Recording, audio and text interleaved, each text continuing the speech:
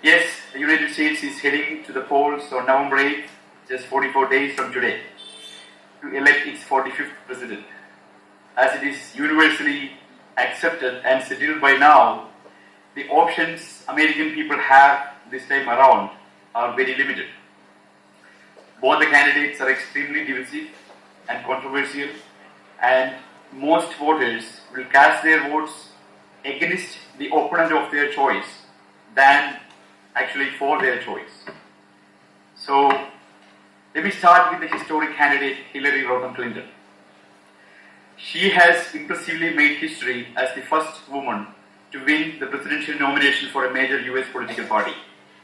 As a candidate of the establishment, most Democrats and many establishment Republicans, including former Republican presidents such as the Bushes, former candidate like Mr. Romney, and business magnates Warren Buffett, Michael Bloomberg, all have lined up behind her. Her supporters believe that she is a better option, mostly because she will maintain the status quo, whereas her outsider opponent and change candidate Donald Trump is not at all tested and very unpredictable, and has, as everybody has seen, a ton of temperamental issues. So for whoever's sort of okay with the status quo, and especially since the alternative, Mr. Trump, seems to be too risky, it is very easy to conclude that Hillary is their choice. And most Indians, whether they live in India or in the United States or anywhere else in the world, conclude that Hillary is their choice too, just like the rest of the world. Now, let me briefly assess some of her positions in a little bit more depth, especially with the Indian national interest as well as the interests and preferences of the Indian American community, to see how she fares. And since an expert Democrat who is very familiar with the Clinton policies, I would say not her positions, but maybe her associations and her acquaintances rather that I'm going to be talking about when it comes to the India-related issues. First of all, on economy front, most experts believe that Clinton's policies will result in tax increases, reducing the incentive to work, save, and invest. Obama increased taxes by $1.7 trillion to fund his welfare initiatives that he believes will make the world a fair place. Clinton too has proposed a bolder welfare agenda to make it fairer for the poor and suffering, without clearly articulating where the money is going to come from. Clinton pretty much is expected to continue Obama policies, and in a tight money situation, it would be foolish for anyone to expect that taxes will go down under her watch. She talks highly about small businesses without any specific viable proposals to help them. If we go by the aftermath of Obamacare for small businesses, and myself being a small business especially, and twice Obama voter, I voted for him in 2008 as well as in 2012, and that tells you I'm not an established Republican or a right-winger. So, but just by the aftermath of Obamacare and what happened to small businesses, and which will stay under Clinton presidency, small businesses cannot expect any dramatic improvement in their situation. Employees' health insurance premiums skyrocketed, resulting in most small businesses dropping their insurance coverage, making them less attractive for prospective employees. Small businesses play a vital economic role in the United States, as you all know. In 2012, according to US Census Bureau data, there were 5.73 million employer firms in the US. Firms with fewer than 500 workers accounted for 99.7% of those businesses, and businesses with less than 20 workers made up 89.6%. Most Indian American businesses being such small businesses, and most Indian Americans workers being in high income brackets, Clinton's economic policies will have a direct adverse impact on the financial well-being of Indian Americans.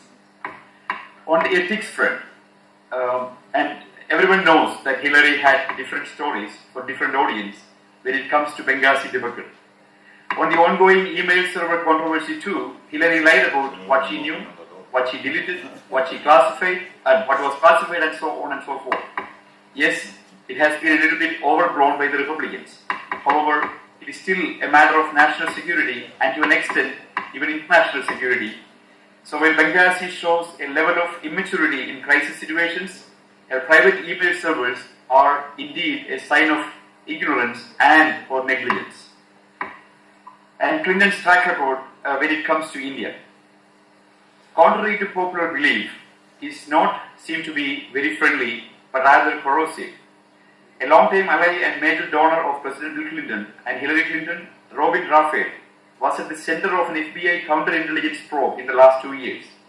She was a registered foreign agent for the Pakistani government up until just days before she was appointed to run the US State Department's Pakistan Aid team. Raphael's emphasis on providing Pakistan with military aid, construction of oil line in Afghanistan for supply to Pakistan, her characterization of Kashmir as a disputed territory, and her lobbying for separatists in Jammu and Kashmir made her a target of criticism in India. Raphael also sided with 6 separatists and persuaded Clintons to support them. As part of a spying investigation, FBI had searched her home and her security clearance had been revoked. Though in March 2016, of course, a Democratic administration, the investigation has closed without any charges being filed. The Clintons' USA of the 90s showed an irrational curiosity to equate India and Pakistan, whether in connection with the sanctions, the nuclear policy, the presidential visit or the military aid, in spite of growing Islamic fundamentalism in Pakistan during that period. Ross law firm in Arkansas, headed by Hillary Clinton, was the official lobbying firm for Pakistan in US. Ross law firm brought back Bank of Credit and Commercial International, BCCR, the United States, a corrupt bank notorious for housing many dark channels and criminal financial networks. Clinton was one of the 2 individuals involved as a legal representation for BCCI. BCCI was established in 1972 by 2 Pakistani bankers. Criminal investigations uncovered that BCCI was laundering money for Middle Eastern terrorists, including Osama bin Laden. This bank has directly financed almost all the major terrorist plots in the 1990s, including 9/11. Obama has done extremely well to facilitate the advancement of strategic partnership with India under both Prime Ministers Manmohan Singh as well as Narendra Modi.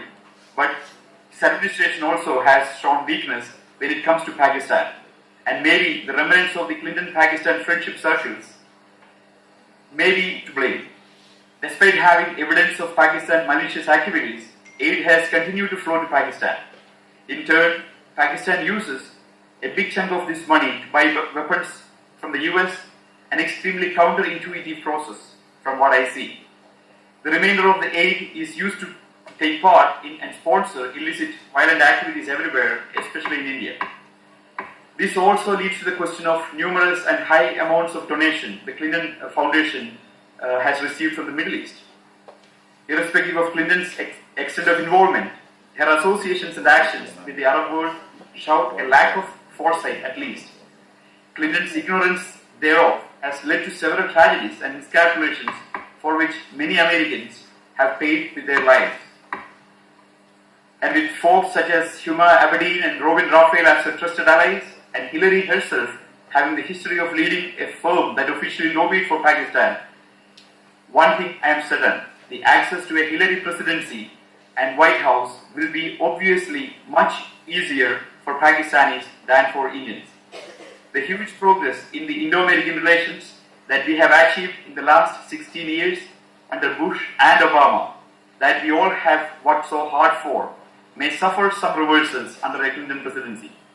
US is now projecting India as a counter to China and as a world player, while Pakistan is regularly admonished by US lawmakers for being the mecca of terrorism. India doesn't want any reversal of such progress, and given the Clintons' penchant for Pakistanis, India would have to remain at most vigilant under a Hillary presidency.